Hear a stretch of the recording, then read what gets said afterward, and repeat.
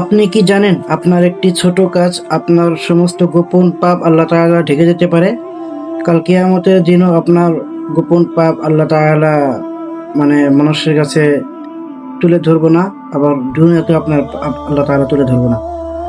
একদিন একজন লোক একটা তার ভাইয়ের গোপন কিছু কথা শুনতে পারে। সে মানুষকে সেই কথাটা প্রচার করে দেওয়ার জন্য ভাবছিল আর কি। হঠাৎ তার মনে পড়ে রাসূল সাল্লাল্লাহু আলাইহি ওয়াসাল্লাম বলেছেন যে, তোমরা তোমাদের মুসলিম ভাইদের কোনো গোপন কথা শোনার পরে সেটা কাউকে না বলে তুমি তাকে সেটা তুমি তাকে সেটা সংশোধন করে দাও। তুমি তার গোপন পাপটা তাকে ধরে দাও যে তুমি এই কাজটা তুমি করো না।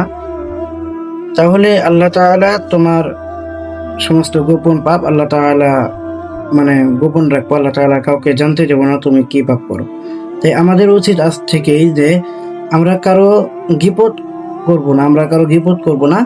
আমরা আজ থেকে ভালো হয়ে যাবো ইনশাআল্লাহ। আল্লাহ তাআলা আমাদের সবাইকে, আমাদের প্রিয় মুসলিম ভাইদের সাথে সবাইকে আমাদের যাতে মিলেমিশে থাকতে পারি, আল্লাহ তাআলা আমাদের সবাইকে তৌফিক দান করুক। সবাই কমেন্টে লিখুন আমিন। আসসালামু আলাইকুম ওয়া রাহমাতুল্লাহি ওয়া বারাকাতুহু।